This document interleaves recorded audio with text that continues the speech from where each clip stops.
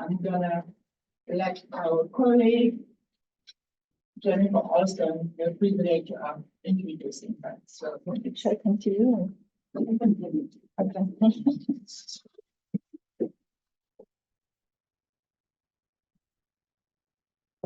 Okay, thank you.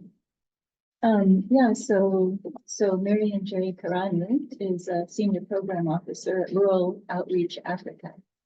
And Rural Outreach Africa is a woman-led Kenyan non-governmental organization, NGO, that works in rural areas of Kenya to improve livelihood through food and nutrition security, education, and women and girls empowerment. And her work involves many things, including community education, research, facilitating advocacy and social accountability actions for the right to food, which is what she's going to talk about today.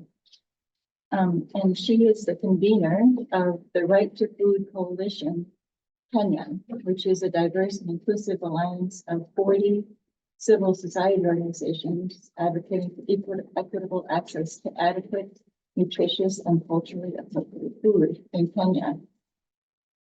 And she has been collaborating with chemistry professor Susan Wyche and myself for many years. I just looked it up since 2015, something like that, on several projects, including an AAP funded project using human-centered design process to develop tools for African farmers. And then more recently, another human-centered design project developing technologies for youth with type 1 diabetes in Kenya. And in addition to all of that, she's also the assistant editor-in-chief of the African Journal of Food, Agriculture, Nutrition, and Development, for AJFAND. And AJFAND is a peer-reviewed, Scopus indexed journal focusing on food systems in Africa. And it bills itself as a scientific journal, basically for and by African scientists. So have a big impact. Mary has a bachelor's in genetics and biotechnology from Brigham Young and an MBA from Stevens Henniker College in Salt Lake. Thank you. Thank you very much for that introduction. Now we pass it on to Okay. Thank you, and good morning, good afternoon to everybody in the room and colleagues who are joining us online. Thank you, Jenny, for that introduction. I'm happy to be here in freezing Michigan. Yeah, really cold, but we're staying as warm as possible. Yeah, so today I will deliver perspectives from Kenya on the right to food, and it is based on a project that we have been implementing, Rural Outreach Africa, together with other partners in Kenya on the right to food. It's a project that we started in 2020, just in the middle, just when COVID was starting, and we've been working on it since now, and it's going to continue the second part of it to 2027.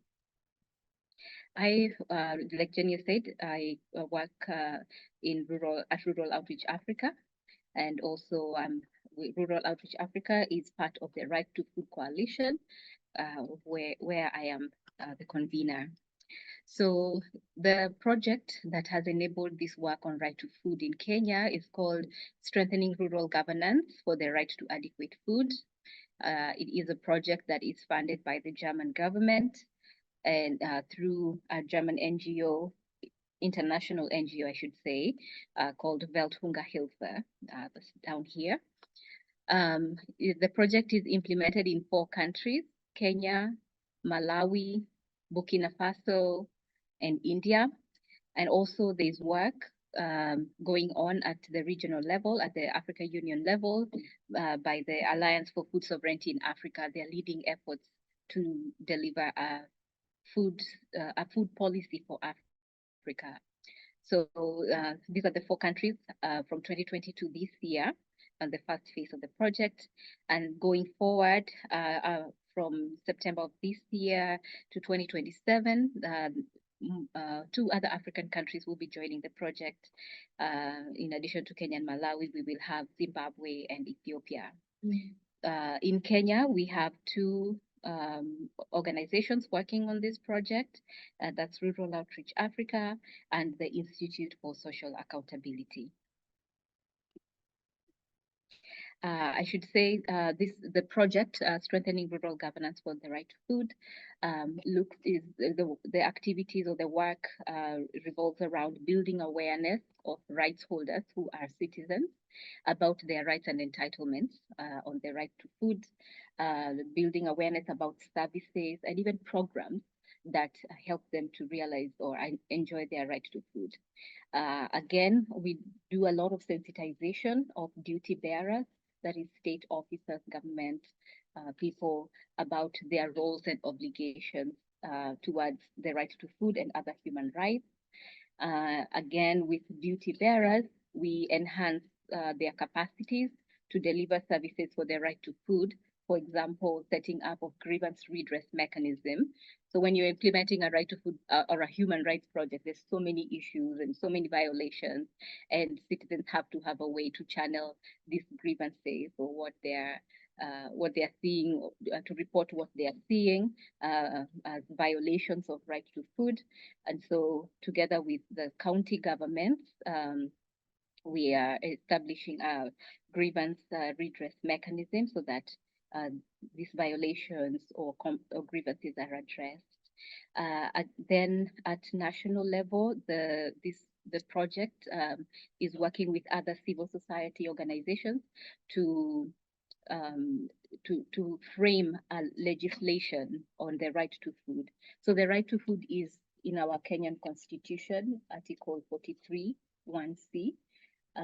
But it is explicit, saying that every person has the right to be free from hunger and to have adequate food of acceptable quality. But that's what we have. What the coalition, the Right to Food Coalition, wants to do is to frame legislation to operationalize this constitutional entitlement. Yeah, with resources, institutions, accountabilities, and even be clear about the justiciability of the right to food. So I have here some facts about Kenya for those of us who might not know where Kenya is. So we are in the East Africa part of in East Africa. We border the Indian Ocean. It's to our right between Somalia and Tanzania. You can see it right there in the red. Land area 580,000 square kilometers. And this morning I was looking what would compare that to in the States, and they say it's 5 times the size of Ohio. And then, so our population up to in 2023 was estimated at 51 million. We have tropical climate along the coast, and then inland it's more temperate. It's arid in the north and northeast parts of the country, and I must say that the equator cuts right in the middle of our country. We are a democratic republic with a multi-party political system. We have 3 arms of government. That's the executive, that's the presidency, including the cabinet. We have the legislature, which is the National Assembly, and the Senate, and the judiciary. We have a devolved system of governance where we have 47 counties. I think you'd compare that to states here in the US. And then GDP, sectoral share of GDP, services make up the most with 55%. Agriculture contributes 21%, industry 18%, and manufacturing 8% to the GDP. Yeah, so this is the governance organogram I was talking about. So the president is the head of state and government, and then he's supported by his cabinet. Our president right now is His Excellency William Ruto. He was elected August 2022. Then we have the parliament, like I mentioned, the National Assembly and the Senate, and these are elected and also nominated. they include elected, most of them are elected, some are nominated. And then the county governments, they are also elected. The head of the county government is the governor. And below in the county government, we have what we call the county assemblies. They are like the parliaments of the counties, where we have the members of county assembly, and we have administrators working in the county government, in the wards, and also we have national government administrators, the chiefs and the assistant chiefs working in the counties. Again, and then the courts, the judiciary, the highest court is the Supreme Court, then the Court of Appeal, High Courts, and the Magistrate and Catholic Court. Because we're talking about the right to food, it is trying to address the problem of hunger. And globally, the hunger is a problem, a growing problem. According to the state of the SOFI report last year, 735 million people in the world are food insecure, and that is 122 million more than in 2019. 3.1 billion people are unable to access a healthy diet in the world. In Africa, 1 in 5 are facing hunger, and this is more than twice the global average. And it is projected that almost 600 million people could be chronically undernourished by 2030.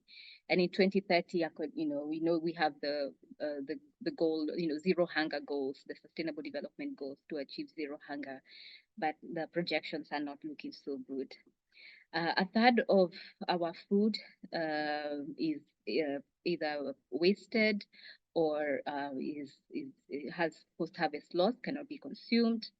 And also food and production systems, they are extremely vulnerable to external shocks. For example, conflict, we saw with the Russia-Ukraine war, the war happening in Gaza, and many other conflicts are happening in the world, different parts of the world, and making people more vulnerable to food insecurity. The COVID-19 pandemic also, set us back in great ways in achieving food and nutrition security. Climate change, an existential threat, and also the cost of living crisis, especially in the part of the world where I come from. Food is very expensive, virtually unaffordable. I don't know how it is over here, but so it is a crisis and making people to not be able to afford food or healthy food. Then also the production systems, agriculture system also have negative impacts on land, on water, and biodiversity loss. They can also contribute to biodiversity loss. In Kenya, we are at a serious level of hunger. So this is according to the Global Hunger Index. It's an index published by Beltunga Hilfe and Concern Worldwide, Irish NGO. And out of 125 countries with sufficient data, Kenya ranks 90 out of 125. 30% of the population is undernourished. There are reducing trends in child wasting, it's at 5%, child stunting, and child mortality. Since the 2000s, the trend has been going down on these 3 measures. Starting 2021, between 2020 and 2023, the Horn of Africa, Kenya included, we experienced the worst drought in 40 years. The other drought that could be comparable was in 1985, 1986. And there were really sad headlines all over the place about hunger, about starvation that was happening in Kenya and the Horn of Africa. There was a lot of loss of livelihoods, sadly also loss of life, children who starved to death. Also, and a lot of people were thrown into vulnerability because of the drought. I think last year towards the end of last year, the rains came, but now too much rain, El Nino, and again, those who were dying from the drought, now they were faced with floods, and again another disaster. So it's like from one disaster to another disaster. Yeah, and so these are some of the issues that we contend with in Kenya. So all of these, there are many interventions on food security. A lot of them are taking on the needs-based approach, to help alleviate or to remove the suffering of people. So when, let's say, the government comes and brings food, they want to alleviate suffering as fast as possible, reduce the people's suffering. So we call or helping people to be able to produce food. So we call that a needs-based approach. Then there's, on the other hand, we have a rights-based approach, and this is where it takes a longer time, but it wants to change the system, put in policies, and empower people so that they are not, so that they enjoy their human rights and the right to food in this case. So the definition we use for the right to food comes from the UN Committee on Economic, Social and Cultural Rights, General Comment number 12. And it says that the right to adequate food is realized when every man, woman and child, alone or in community with others, has physical and economic access at all times to adequate food or the means for its procurement. It is a constitutional right in Kenya. It's in our constitution under Article 43(1)(c), where it says that every person has the right to be free from hunger and to have adequate food of acceptable quality. And under Article 53(1)(c) on children, where it says every child has the right to basic nutrition, shelter, and health care. The concept of the right to food started right from 1948 in the Universal Declaration on Human Rights. And there was it said that the right to people have a right to an adequate standard of living, including food. And there's been several landmark events on the right to food. Some of these are binding, others are non-binding, and countries can join in or take them on voluntarily. But some of the binding ones are like the International Covenant on Economic, Social and Cultural Rights, where it says that every person has the right to adequate food, also the right to freedom from hunger and malnutrition. Convention on elimination of discrimination against women, which has provisions on the right to food under Article 12 and 14, and Convention on the Rights of the Child, Article 27 provides for the right to food for children. There's been others, in 1985, the Committee on Economic, Social and Cultural Rights was established. And in 1999, this committee came up with the General Comment number 12. That is the definition I read in the previous slide to clarify what right to food is. In 2000, we have the Millennium Development Goals. MDG number 1 was to eradicate extreme poverty and hunger. In 2000, the UN Special Rapporteur's Office was established. This is the Special Rapporteur on the right to food, and currently the Special Rapporteur is Professor Michael Fakri from the University of Oregon. And again in 2002, there was the World Food Summit 5 years later. In 2004, there was the development of the adoption of the voluntary guidelines on the right to food, and the voluntary guidelines were to help states or governments to be able to put together policies to realize the right to food in the context of the national food security. In 2007 and 8, there was the global food crisis, and this led to the 2009 reform of the Committee on World Food Security, the CFS, where it became now the foremost inclusive international and intergovernmental platform on food governance, because it was observed that the global food crisis of 2007-2008 were because the food governance was dominated by few people, and the most vulnerable were not included, and they're the ones who were most affected by this crisis. In 2012, there was the adoption of the voluntary guidelines on governance of land tenure, and this built on and supported on the right to food. So it was to improve land tenure governance with the goal to achieve food security.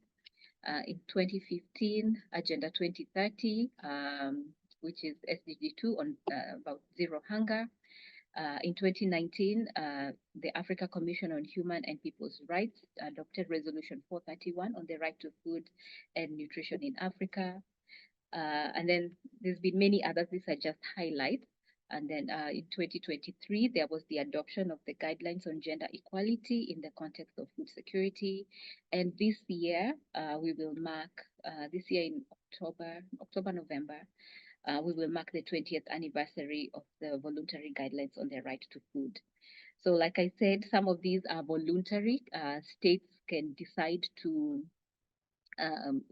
adopt or take them up, but there are those that are binding, like the international covenants that I mentioned.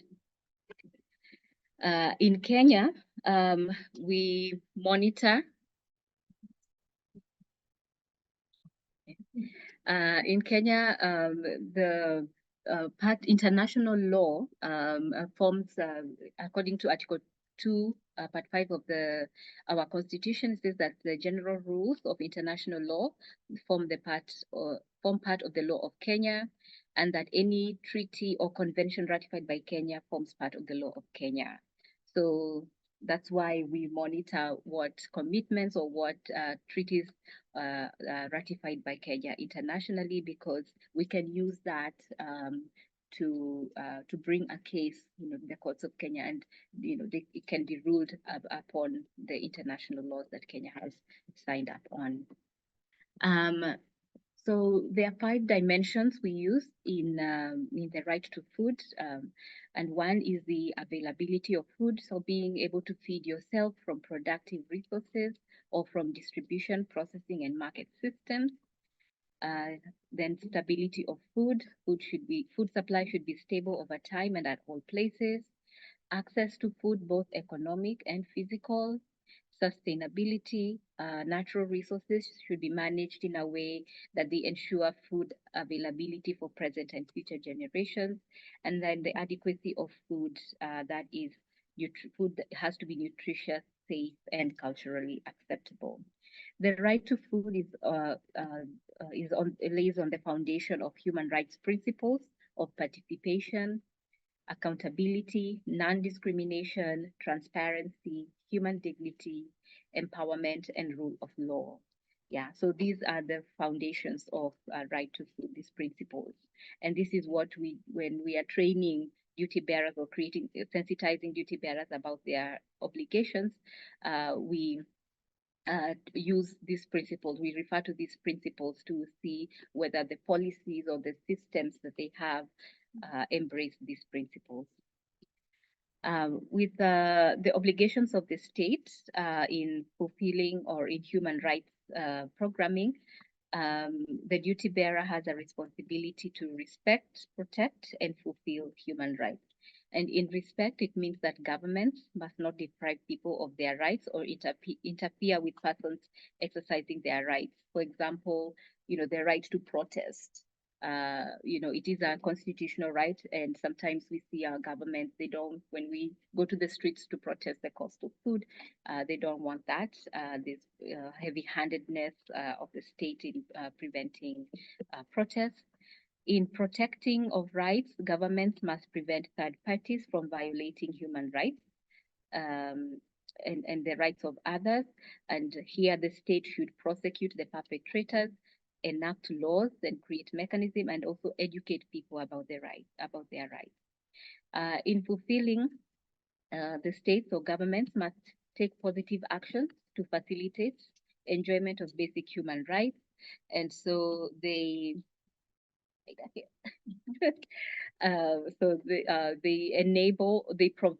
can provide food, like I said, in time where there's hunger, they provide the food, but otherwise they should facilitate people to be able to produce their own food. So this is the relationship between duty bearers and rights holders, where the duty bearer fulfills obligations, that is to respect, protect, and fulfill obligation towards rights holders. And the role of rights holders as citizens is to claim rights from duty bearers. And the individual or groups are empowered through knowledge, recognition, and access. The status of the right to food in Kenya, we use the voluntary guidelines the coalition used the voluntary guidelines to assess the status of the right to food in Kenya. And we used 7 measures to look at how we are doing in Kenya. So 1, on good governance and economic policies. On the good side is that we have devolved functions such as agriculture, natural resource management, and health. And this is an avenue to deliver services to the people and involve people in decision making. But there are challenges in this, even with devolution of services, where extension services or support to smallholder farmers is inadequate, and sometimes the government takes on focuses on mega projects, like we have the Galana Kulalu in Kenya, and it has not delivered on its intended benefits. And then economic policies, like we have right now, aggressive taxation, removal of subsidies, privatization, and cuts to social protection programs, austerity, also are hindering the enjoyment of the right to food. In strategies and legal provisions, yes, we have the right to food in the Constitution, but it lacks a legal framework to operationalize. The right to food is referenced in food policies and political manifestos, but it fails to govern critical actions towards the progressive realization. And this is because the state or our politicians have not adopted a rights-based approach to food. And then policy objectives and budgets focus on promoting commercialization of agriculture or the commodification of food. And government response to food insecurity tends to be the same, promote large-scale monocrops, that is maize, more fertilizer, giving fertilizer subsidies, allocating land to those who are resource rich at the expense of those who are vulnerable and need that land to produce their own food. Under financing and institutions, Kenya is signatory to the Maputo and Malabo declarations, where we committed to allocate 10% of our national budget to agriculture, but that has not been realized 20 years later. Also, we have constitutionally established independent bodies, such as the Office of the Auditor General, the Controller of Budget, the Human Rights Commission, Parliament, and Judiciary, and their role is to oversight. So these bodies are there, and they do a good job in oversighting, but there are challenges in taking up their recommendations. Sometimes the government disregards even court orders, or they actually are in disobedience of court orders. Issues in transparency, accountability, and participation. These are expressed in Constitution as national values and principles of governance, but the government or the country is slow to create legislation to enable transparency, accountability, and participation. Though there are counties, the counties have that they have the ability or they can develop their legislation. For example, Makueni County and Vihiga County have developed public participation policies. Access to resources and assets. The Constitution includes provisions against the discrimination in land inheritance, but it is there, women can own land, women can inherit land, but then there's still challenges there. We have many organizations helping, to help those who are affected in issues of land inheritance, especially women. And then vulnerable communities such as the Ogiek are at risk of losing access to their ancestral land because they are forcefully evicted, and according to human rights groups, this is because of the growing carbon market. Then water management, the government has taken on access to water as an issue, but still there are challenges for the urban poor and those who live in the arid and semi-arid lands in accessing clean water. And then state labor laws have set a minimum wage, and also they promote and protect self-employment. However, recent inflation and policy directives like increased taxation have resulted in people losing jobs and even companies moving away from Kenya. And then agriculture extension services are inadequate. The ratio between a permanent and extension agent is 1 to 1,700. So we had a discussion with a group where I work in Western Kenya, and they say maybe they see the extension agent or they get a visit from the extension agent once every 3 years, which, it doesn't make sense for people whose livelihood is farming. Yeah, should be able to get extension services easily. Food safety and consumer protection. We have a regulatory body to oversee consumer protection.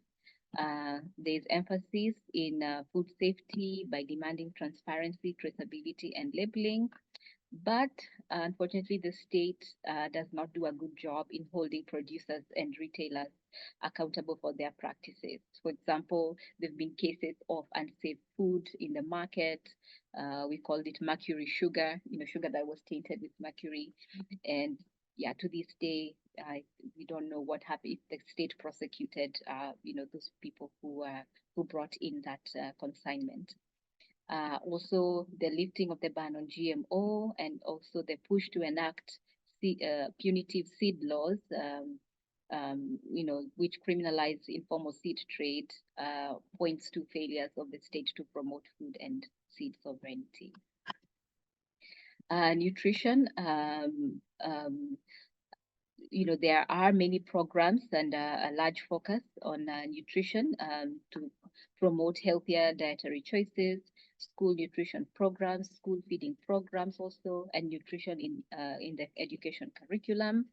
And I said this in the previous slide, that there are these reducing trends in child wasting, stunting, and child mortality.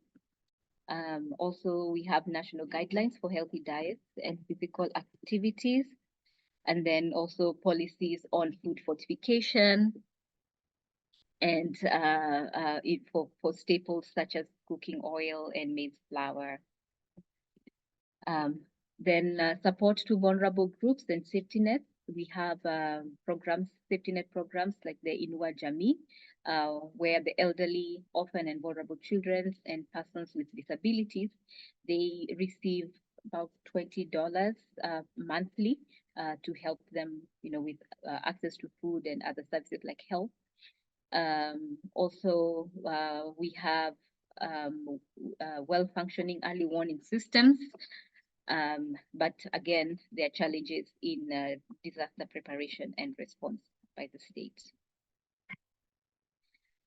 So some of the gaps, I'll just highlight three of these in the progressive realization of the right to food, is that there is no, it is observed that there is no political goodwill to end hunger, and that the political environment is driven by personal interests.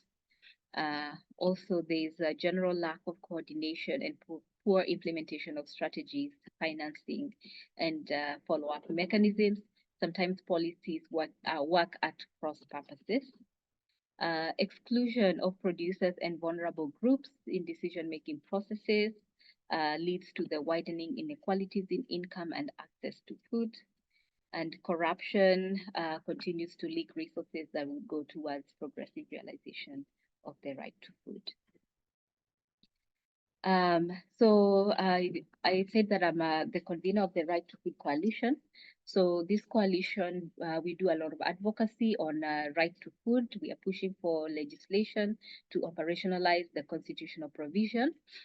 We are a group of 40 civil society organizations, and our members come from NGOs, INGOs, grassroots organizations, smallholder producers, researchers, academia, policy, media, and those most affected by hunger. It is a young coalition. We started in 2021 around the UN Food Systems Summit dialogues. That was when we came together, and together we developed an advocacy strategy for the right to food. And our advocacy focus areas include having a framework law on the right to food, to influence policy for sustainable, resilient, and equitable food systems, to build a strong right to food movement, and social accountability. We've been able to do dialogues at national dialogues, and also county dialogues, subnational dialogues. Also, we publish in the media, raise issues in the newspapers, in media. We have pressure action groups in the coalition who will go to the streets to protest, like, for example, high food prices. And also we do a lot of community dialogues, meeting with people to collect this evidence and collect these issues. Some of the learnings we have gained so far in coalition building is that diversity of knowledge and expertise is good for the growth of a coalition, and that as a coalition, we must speak with one voice and present our clear advocacy demands to duty bearers. And also we must do follow-up when we make these demands. In the 2022 elections, we developed a food manifesto, and we lobbied this to the political parties, political leaders, asking them to address the issue of food in their political manifestos. And we did follow up, once they published their manifestos, to see whether they included food or what they said about the right to food. Also, working in coalitions or networks shields individual organizations from victimization by duty bearers when we are agitating for change. And then also, this advocacy, takes a long time. It requires a lot of energy, and we have to constantly measure or monitor to see how our actions are contributing to the changes we are observing, both positive and negative changes. So some of our success stories, I mentioned the food manifesto. It's a citizens manifesto. We developed this in 2002, just before the general election. And it contained 9 priority areas that we wanted the political parties to address or to consider in their political manifestos. We wanted politicians to include the high cost of food in their campaigns and in the presidential debates and rallies. And so after lobbying and launching this, we started to see the political leaders in the campaign rallies, talking about food, and even the leading coalitions, the 2 leading coalitions in the last general election, promised to lower the cost of unga. Unga is flour, or that is our symbolic food, in the first 100 days. And then also the then president issued a subsidy to set the price of flour at 100 shilling. Yeah, this is what we said, food being used as a political tool. It was to influence how people vote by giving a subsidy. At subnational level, in 2022, we have a subnational coalition, the Lake Region Food Systems Network. We published a manifesto about our food systems in the Lake Region Economic Bloc. And we wanted the community to be engaged in setting development priorities. So in March, we developed this manifesto, and then during public participation for development planning at the end of 2022, we presented memos to the county governments, and we saw that county governments responded by taking up some of the priorities that came from the people. But also over time, we've been advocating for change in delivery of citizens' participation so that it goes to the lowest level. And we saw that in 2022, where 2 counties actually sourced development priorities from the villages. And now the 5-year development plan includes priorities brought forward by citizens themselves. So in conclusion, does it matter whether food is a right or whether food is a need? We say yes, it matters because a needs approach tries to change a people's situation of lack of resources in the quickest way possible, but a rights approach tries to change a people's position of lack of power. So the rights holders are not considered beneficiaries. In a needs approach, people are considered beneficiaries. The most affected are beneficiaries. But with a rights approach, they are rights holders or claimants of a right. And also it changes the power dynamics between the deprived and those in power. And then a human rights approach tries to change or modify the system so that the requirement is treated as a right. And then the right to food is interdependent on other human rights. For example, the right to health, the right to work, right to education. And you cannot enjoy one set of rights without the other. So the fulfillment of the right to food has to be accompanied by other rights. And then a rights approach looks at the policy and structural causes of hunger. It takes a longer time as compared to the needs approach, but the benefits are far-reaching.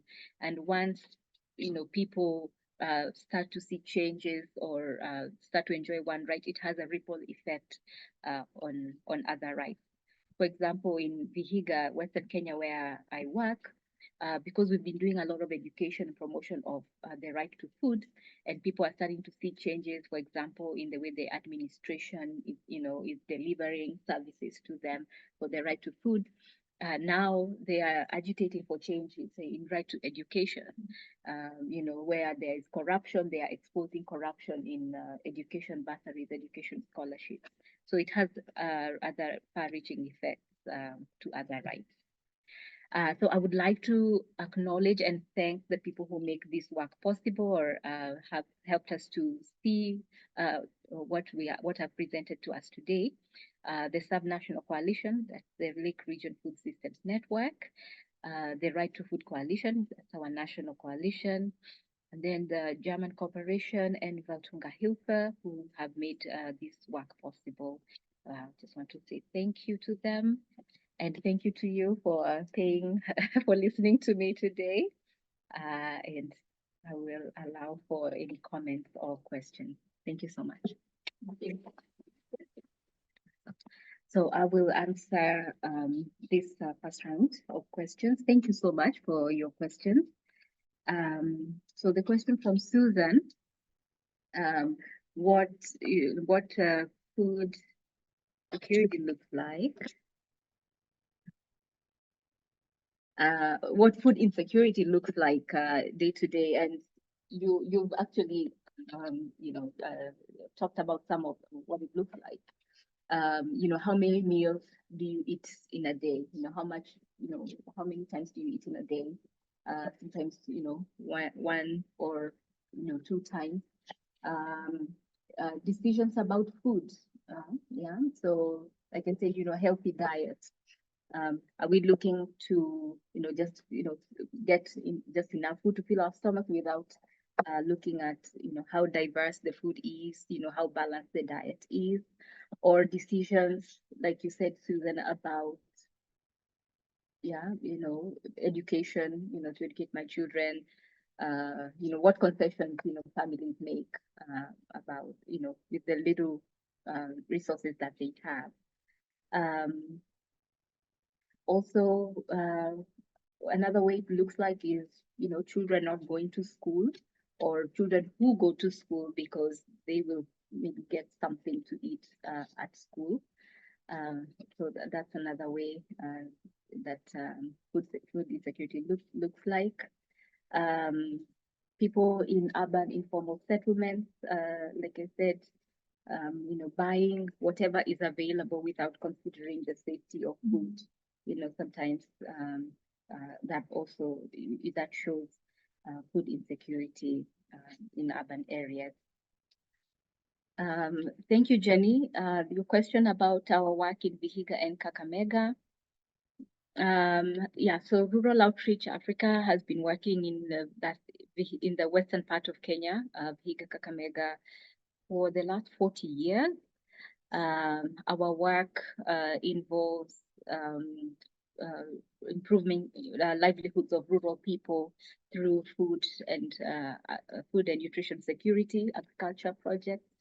So we do a lot of smallholder capacity building and connecting smallholder farmers who are the major producers. Smallholder farmers are the ones who feed us in Kenya. They produce about 80% of our food. So we connect them to technologies that will help them optimize production. So including from inputs that is seed and fertilizer, and also how to use these so that they have optimal production. So, for example, the work for this project. Yeah, so like I said in the beginning, that we do a lot of education for the community. We let them know about their rights and entitlements. We focus on vulnerable groups like persons with disabilities, and we look at the programs that or entitlements that are available for them to realize or enjoy their right to food. For example, the cash transfer program, where they get about $20 a month.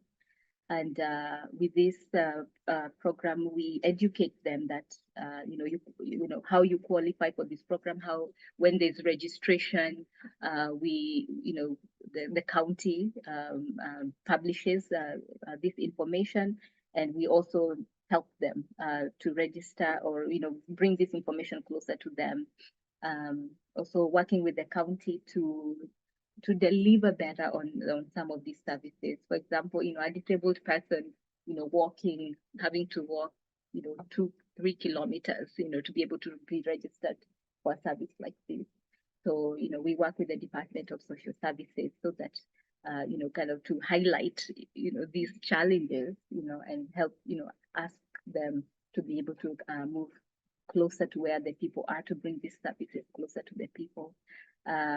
Issues on public participation or citizen participation in Kenya, is marred with a lot of tokenism, and it's a mere formality. So us as Rural Outreach Africa or as civil society organizations, we help to facilitate better citizen participation, so that, say, when the county has said that they're going to do public participation on a certain issue, we pick up the issue, we mobilize our groups, we mobilize the citizens, we're able to look at the documents together and prepare memoranda, and we're able to submit those to the county as part of citizen participation. So some of the successes, like I said, one is adoption of our priorities. how the county delivers better on public participation. But then there are also challenges where you find that there are duty bearers who are unwilling to change, or they think that we are there to kind of nitpick on their work. So sometimes in social accountability work, we do get threatened, by duty bearers, who are unwilling to change, or sometimes they are uncooperative in some of these things or what they're actually supposed to do. Another challenge is perceptions of people, because for many years, NGOs, non-governmental organizations, do the work that governments should be doing. Mm-hmm. So, for example, delivery of extension services, it's work that should be done by the government, but NGOs do this work. Health services, a lot of NGOs, end up doing the work that government is doing, and not to say that we shouldn't cooperate with the government of the day, but sometimes there's an uneven burden, and now citizens become dependent on NGOs, and when a project ends, these people are left on their own, they're left vulnerable, and they have not, there's whatever we are doing, if it's not institutionalized, when our project goes away, the problem still persists. So one way we are trying to address that is institutionalization. For example, the grievance redress mechanism. Our project, we have a complaint line where people can bring complaints, but we saw that it is not sustainable because this project will run out at some point. So together with the county, we are establishing a grievance redress mechanism. So that one will outlive the project, and it will be owned and driven by the county. So there are such challenges. Also challenge poverty. It's a real problem, and sometimes it's hard to tell somebody, you have a right to food when they're hungry. For them, it's like, where's the food then? Did you bring me the food? So such issues, we take them into account, and we do employ a needs-based, we can't say that, no, we want to change the system, to a hungry person, I mean, they will completely disengage. So we have to have a balance of, helping people to be able to feed themselves or produce their own food in a sustainable way, while also working on changing the system so that we, kind of eliminate hunger and these challenges. Shoti, you asked a question about the negative impacts of food production, like biodiversity loss and the land degradation. Yeah, these fertilizer subsidies that we get, pumping the soil with inorganic fertilizer is, ruining our soil and water. Spraying using agrochemicals, is also affecting or contributing to declining biodiversity. We are creating a lot of awareness, and there's a big movement on agroecology. It's global, maybe you've heard of it. And agroecology is farming with nature, and it is, it is aimed to this, one of the outcomes is to restore, biodiversity, and to maintain or conserve ecological services, water and soil. Yeah, so unfortunately, it hasn't picked up at national level, but there are counties who are good case studies, who have shown that, who have adopted agroecology as a production system. Their counties are investing and budgeting on this production system, and so with the success of such interventions, other counties in Kenya will be able to see how they can adopt agroecology. And you asked a question. Sorry, I didn't get your name. I'm a living structure. Okay, Chilion, okay, thank you for your question on climate change. You know, how do farmers perceive climate change? It is very real to them because, um, you know, in Kenya we have two rainy seasons. We have the long rains and the short rains. Long rains around April to May, March to May, and then the short rains October, November. But now that is completely changed, you know. So when they're expecting rains to come, you know, they don't come or they are very short-lived. The seasons kind of have changed, you know, altogether. I was telling Jenny that this December is usually mango season in Kenya, and I'm usually looking forward to eating as many mangoes as possible. But this December, we didn't have mangoes because El Nino, you know, the rains affected the flowering of trees, mango trees. So yeah, so they are aware of climate change. You know, they know what it is. Maybe when you ask them, they would tell you, you know, it's the change in season, change in rain patterns, longer dry spells. Yeah. So for them, you know, they know what it is. And it is real for them. They are contending with it at every turn. What can be done about it? So there are, you know, we have organizations and even the government coming up with ways to counter climate change. For example, irrigation and creating water pans.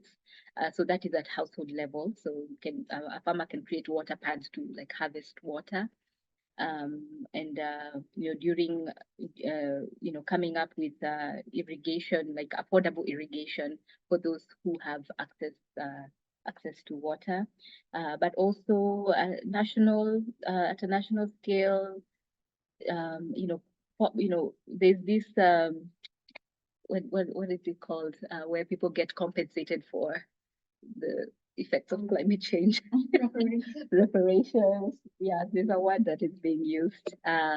Yeah, to compensate those who are most affected.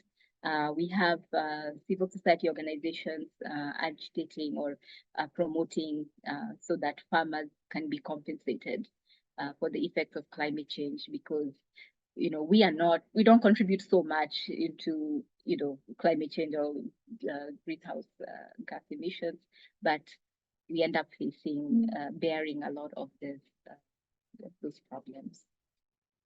Is there a carbon market? Is there a carbon market? Yeah, there are people here and there who say that, yeah, they participate in the carbon market.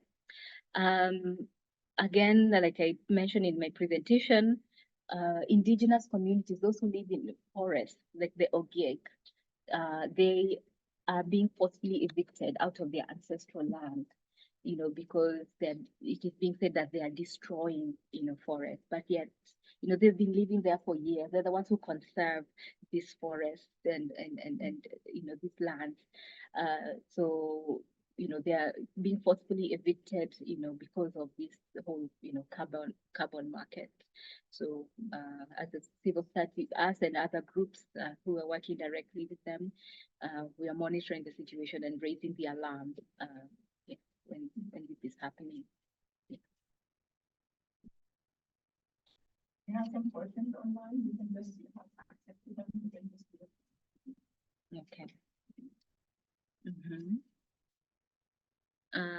So there's a question from Thomas Wagner. Is MSU connected in any way regarding agricultural method, consulting, and technology?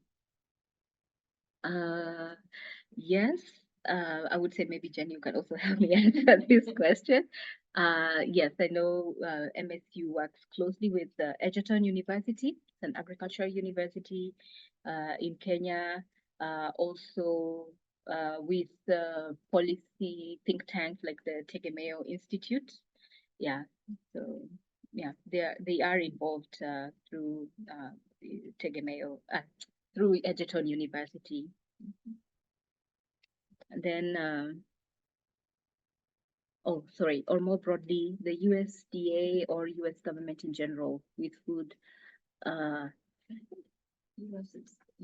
is one of the major brands. Yeah, yeah. USAID is a major donor, yeah, in Kenya and in specifically in agriculture, financing in even support of policy processes.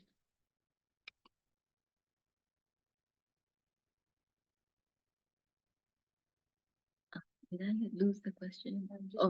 Oh, okay. So Solomon is asking, how is food a right from indigenous Kenyan perspective? Can the cultural perspective be used to right the wrongs of food access in modern Kenyan society? How is food a right from an indigenous Kenyan perspective? The cultural perspective is this. So one of the dimensions of the right to food, thank you, Solomon, for this question.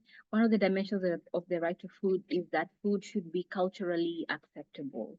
Yes, food should be safe, adequate, and culturally accessible, culturally acceptable. So that means that people should not, or be forced, or policy should not be passed to make people or consume food that is not culturally acceptable for them, or food that they maybe they is of maybe they are questioning. For example, in Kenya we had in in 2022 the government lifted the ban on GMO, to allow for open cultivation and importation of genetically modified food, maize. And maize is like the staple, like every household eats that. And so by lifting this ban on GMO, it raised a lot of questions. There was a lot of public, people were asking, are we going to die? Will we get cancer because this is our daily food? So even the court cases that were taken to kind of stop the lifting of this ban, pose the question about culturally acceptable food, that this GMO is not culturally acceptable, or the people were not involved in making of such decisions. But I think the question is, from the indigenous Kenyan perspective, is there ever been a right to food? Is this a new idea? Oh, that's a good question. Yeah, is this a new concept, or yeah, that's a good question. Hmm. Hmm. Need to think about that. It's a good question, Solomon. Yeah, yeah. Maybe I'll make a note of it, and give it, so that I can give a good answer, whether right to food is a new thing or an indigenous African. Then Thomas, he is asking international cooperation with China and Europe. They're asking whether it's there. I guess. Okay. Yes. Yeah. We cooperate with China. Especially on infrastructure development in Kenya. The previous government leaned heavily on China, international cooperation with China, to do big infrastructure projects, roads, bridges, dams. With Europe, yes, also we do a lot of, we have international cooperation. So, for example, like this work is funded by the German government, but also work on European cooperation in policy processes, governance, and even infrastructure. Yeah, so there is that cooperation. Susan says, you mentioned that there's no legal framework for the right to food. I'm assuming that this means that the bill has not been passed to law. Would you say this is a long-term or short-term drawback? With no legal framework. So we have the right to food is in the Constitution. What it lacks is yes, the legal framework to operationalize or to actualize this constitutional provision. So there are attempts or have been attempts to pass legislation or a framework law for the right to food. They have not been successful. There's a current one ongoing right now, and we are part of this process, giving inputs towards the bill. So yeah, it is because, okay, it will require a lot of work because, you know, getting a bill passed is just the easy part of it all. But, you know, now the implementation and monitoring how it is being implemented, that's where the bulk of the work is. So it's constant engagement.